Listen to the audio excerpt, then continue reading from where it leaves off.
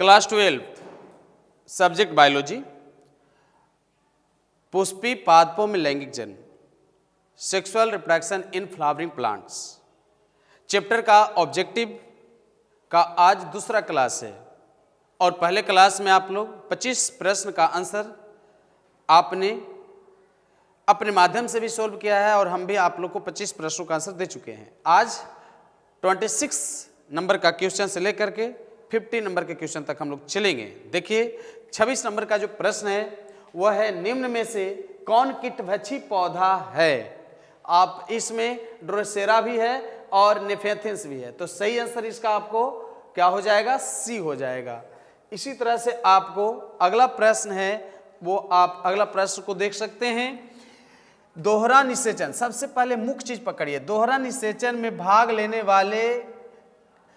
वाले केंद्रक की संख्या होती है। आप इसमें दोहरी निषेचन में भाग लेने वाले केंद्रक की संख्या यहाँ पर आपको 5 हो जाता है, सब्जेक्टिव वे में आपको बता दी गई है। वो कैसे होता है आप लोग को पता है। इसके बाद किसमें इंडोस्पर्म कड़ा तथा सेलुलोजिक हो जाता है, आखिर इसमें देखना है। तो सही आंसर आप लोग को होगा इसमें कि आखिर सही आंसर क्या है?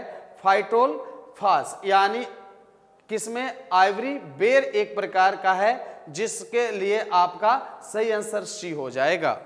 इसके बाद हरा नारियल डाब में यानी निहित दुधिया जल है। बहुत ही अच्छा प्रश्न है, आपको इंग्लिश में ही इसका आंसर मैंने उपलब्ध करवाया है।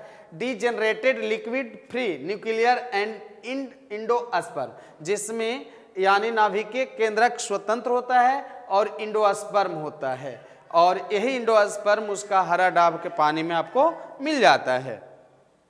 किसी मूल कोशिका में गुणसूत्र की संख्या 14 है, सिनर्जिड में इसकी संख्या क्या होगी? तो आपको ये पता होगा, सिनर्जिड में उसका आधा हो जाता है, तो सही आंसर आपका हो गया। यहाँ पर मक्का में प्रोटीन युक्त इंडोस्पर्म को कहते हैं, क्या कहते हैं? तो एल्यूरोन, यानी एल्यूरोन भीति कहते हैं। सही आंसर आपका डी होगा। इसके बाद आपको पता करना होगा, एक अर्धसूत्री कोशिका विभाजन से कितने नर युग्मक बनते हैं? ये आपका प्रश्न है। तो आखिर 4 बनते हैं, इसके लिए सोचने वाली बात नहीं है, आप लोग को आंसर आता है। इसके बाद एमएमसी में 24 गुणसूत्र है, इसके इंडोस्पर्म में गुणसूत्रों की संख्या होगी, कितना होगी? तो 36 होगी। आप समझ सकते हैं कि आखिर कैसे होगी, वो निकालने से सबको पता चल जाता है। इसके बाद आधुनिक भ्रूण विज्ञान के जनक है, ये तो हम नहीं बताने वाले हैं, आप लोग सही से आंसर मार लीजिएगा। अच्छा बानवीर, चलिए अच्छी बात है। इसके बाद आपको जो आगे का प्रश्न होगा वो होगा अस्ट्रावायलेंस कुंथियान नीला यानी कुरंजी 12 वर्ष में एक बार पुष्पीकरण से गुजरता है। विगत 2006 ईस्वी के सितंबर अक्टूबर में पुष्प लगा था, यह किस पहाड़ी क्षेत्र में पाया जाता है? यह प्रश्न आपको साउथ का है, और साउथ से आपका यह लिया गया है प्रश्न को कि आखिर यह जगह साउथ में है, केरल एंड कर्नाटक की जो बात आप लोग को कर रहे हैं। आगे जब देखिएगा तो नेक्स्ट प्रश्न है, इंडोस्पर्म द्वारा किसे पोषण दिया जाता है? डी नंबर का है। तो आपको भ्रूण को मारना होगा, सही आंसर, और आपने भी भ्रूण पर मारा है, तो आपका ये प्रश्न का आंसर सही होगा। इसके बाद आपका आवृतबीजी में निषेचन होता है, बहुत ही अच्छा प्रश्न है। कहाँ? तो भ्रूण कोश में। फटाफट आंसर देखिए, भ्रूण कोश में होता है। इसके बाद निषेचन के बाद बीज के बीच आवरण किससे बना होता है? आपको समझना है। इंटेगुमेंट कहलाता है, बाहर वाला को टेस्टा और अंदर वाला को इंटेगुमेंट, समझाया? अंदर वाला को इंटेगुमेंट और बाहर वाला को टेस्टा, याद रखिएगा, दोनों आंसर यहीं पर हो जाएगा। निम्नलिखित में कौन निषेचन के लिए आवश्यक है? ये आपका सही आंसर होगा बीजांड। बीजांड है तो निषेचन होगा, बीजांड नहीं है तो निषेचन नहीं हो पाएगा। चलिए अगला प्रश्न है आपके स्क्रीन पर, एम्ब्रियो सैक के प्रवेश करते समय प्राग नलिका में होता है आपको यानी 2 नरयुग्मक, यानी यहीं पर अंकुरन की क्रिया होती है, 2 नरयुग्मक सही आपका आंसर हो जाएगा। इसके बाद आपको चलना होगा आगे लेकर, हाँ यानी ये समझना है कि आखिर इसके लिए क्या होगा? हाँ, दोहरा, ये आपको दोहरा है। दोहरा निषेचन में संयोजन होता है तो आपको एक नरजुग्मा का अंड कोशिका के साथ, दूसरा नरजुग्मा को द्वितीयक केंद्रक के साथ, तो डी आंसर आपका सही होगा। इसके बाद आपका अगला प्रश्न है, दोहरा निषेचन किसकी विशेषता है? दोहरा इसको करें, दोहरा निषेचन किसकी विशेषता है? आपको यहाँ होगा द्विबीजपत्री, एक बीजपत्री, सभी आवृत बीजी जिसके ऊपर में आवरण होता है, तो यहाँ पर हो गया।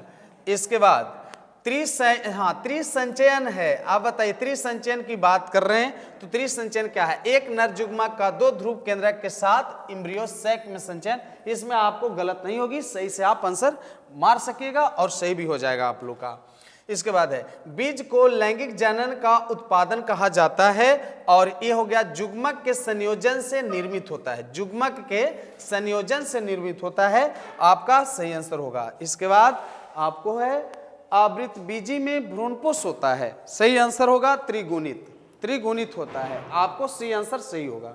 इसके बाद आपको चलना है, पौधों में लैंगिक प्रजनन को सर्वप्रथम किसने दर्शाया?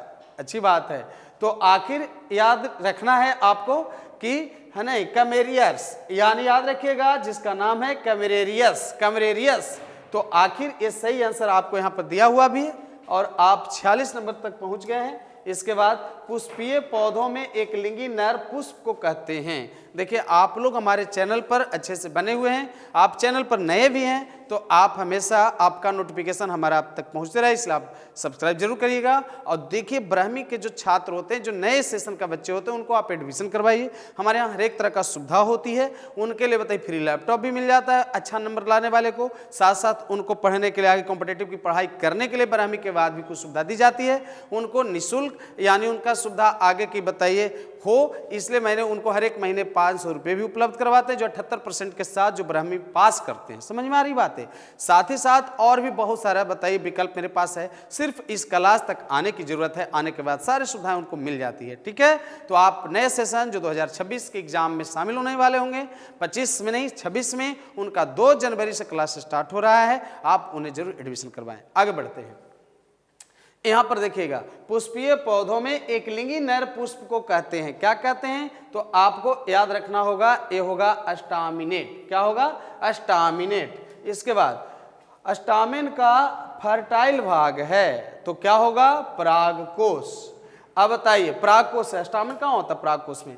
पुष्प अंग किसका रूपांतरित भाग है? तो आपको पतियों का, इसी का रूपांतरित रूप है। और आखिरी प्रश्न है आपका, आखिरी प्रश्न यहाँ आप लोग को ये देखना होगा कि आखिरी प्रश्न आपको थोड़ा सा स्क्रीन पर बड़ा कर देते हैं ताकि आपको देखने में सुविधा हो।